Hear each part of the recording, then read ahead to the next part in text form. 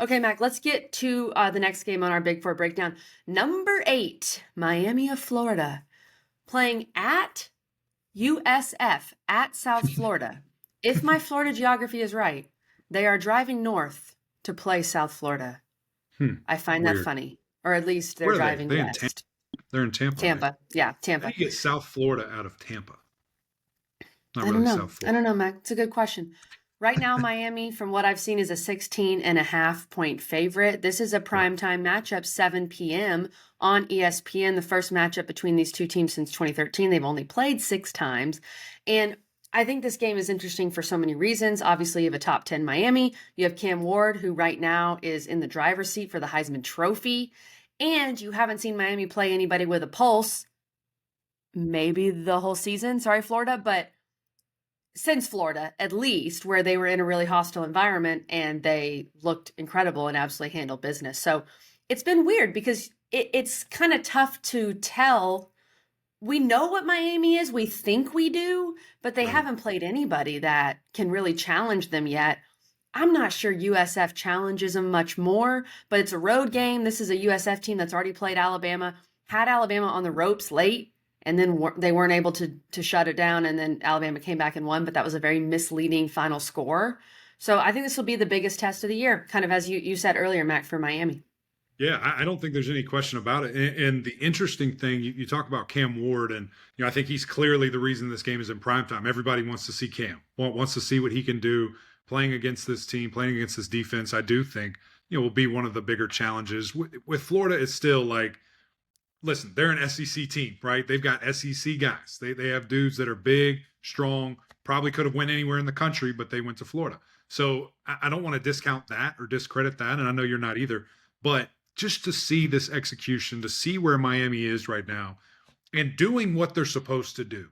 Like, I really was a little worried that after they beat Florida the way they did, there would be a little complacency. There'd be a little, we don't have to worry about this team. And there hasn't been. They have been stomping these dudes. And now, guess what? USF, you're next. You're in the limelight here where we get to see you. And it's funny, I'm just looking at, stats and seeing, where everybody kind of ranks in the country. Cam Ward is second in the country with yards right now. I mean, that is crazy. Yeah. This dude is ripping it, pushing the ball downfield, the things that he's been able to do. It's fun to watch. And the ownership of the offense that he has, the control of not only the football, but where the football goes is electric. And he's number 1 in passing touchdowns with 11, and he's only been sacked twice. And so this dude's playing at a really high level. Couple of guys banged up on the offensive line. Will be interesting to see if they get Jalen Rivers back. I think that's kind of the the biggest piece. But guys are playing well behind them. So I think it's one of those things they feel really comfortable, continue to get that run game going and, make sure business is taken care of. So I clearly think that if they didn't, because of the Bama game, because I'm sure that's been on a loop, just the 3 quarters, right? Has been on a loop of, this is what they can do to you if you do not respect this team. They're going to be ready. I think Miami is just at a different place right now. I do agree with that, Mac, because that's always been our question mark with Miami is, can they handle their business? Can they handle their business like an elite program? And it really feels like since the Florida game, they have. Now, they haven't played anybody, I get that, but they've also won 62-0. Like, they've done what they're supposed to do. It feels like they've been locked in every single week. The other question for me, Mac, and I'm sure our guy D-Money over at Kane's Insight has more analysis of this, but at least from what I've found, there isn't any definitive answer right now on Ruben Bain. I'm assuming he's going to go as a soft tissue, what D-Money told us. So that would really help because Byron Jones, the quarterback for South Florida, is second in all of FBS in rushing yards with over 250 yards. That's really the key. It's guys like that can blow open a game, the dynamic dual threat quarterback that can just make crazy things happen. And so Miami's got to be locked in on him. I mean, he's the key. If you let him do some craziness, that could be a real problem. And then I also think in a game like this on the road, we said this for Florida, turn the ball over, which Cam Ward, he threw that early pick against Florida and he was like, okay. And he just kept going. So I'm a little less worried about that for Miami offensively.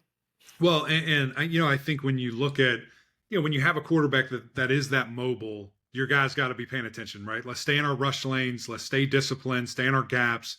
do our thing. And a guy like Tyler Barron probably licking his chops saying, yeah, let's go. Let's see this challenge. I want you running, right into me. And Alston, the other, transfer from Marshall, he's been really fun to watch, that 1-2 punch. And you're absolutely right. If we can add Bain back to that, let's go. Let's really get it going. Yeah. I think we also see, because of the running nature, of this quarterback and leading his team in rushing yards, we probably see, Maui Noah have a big time game. I mean, a little bit of a spy, a little Needs bit to. active, has to, right? And getting after and making things happen there. So that is kind of a big challenge, and that'll be a trend with some of these other games. But running quarterbacks sometimes are a great equalizer. I think clearly you have to be on your P's and Q's defending that. But of course, South Florida is going to have to handle Cam Ward. So good luck with that. Mac, Miami, I had to read this stat a few times because it's so ridiculous. Miami has 32 plays of 20 or more yards through 3 games. Number 1 in the country. Yeah, number 1 in the country. That's insane. I know who they've played, but the explosiveness is crazy. I'm going to take Miami to cover here, Mac. I know you got to win by 17 on the road. Bama beat them by 26 at home, even though it was closer. But I don't know, but Bama did some ridiculous things. The fumbles in that game were just stupid. So I'm going to take Miami. I think Miami covers. Don't make me regret it, Miami. We're trusting you now. Please. I'm looking up the weather as we speak right now to see, because I think that was a big deal in the Alabama game. Yes, it was. It's perfectly sunny. It's going to be the brilliant day. Sunshine State, baby. Miami scores 50 plus and goes ham. These guys are on another level right now. I think we see that offensive line continue to get better. Hopefully some guys, Inez Cooper too, he's coming back. We get that run game going. And when you have a quarterback like that, I mean, everything happens. Everything's better. I'm still kind of waiting for, the Sam Brown coming out party, being a guy that I thought could really take the top off, and hopefully we get to see that a little bit more consistently. But yeah, Miami rolls. I feel confident with the Canes here.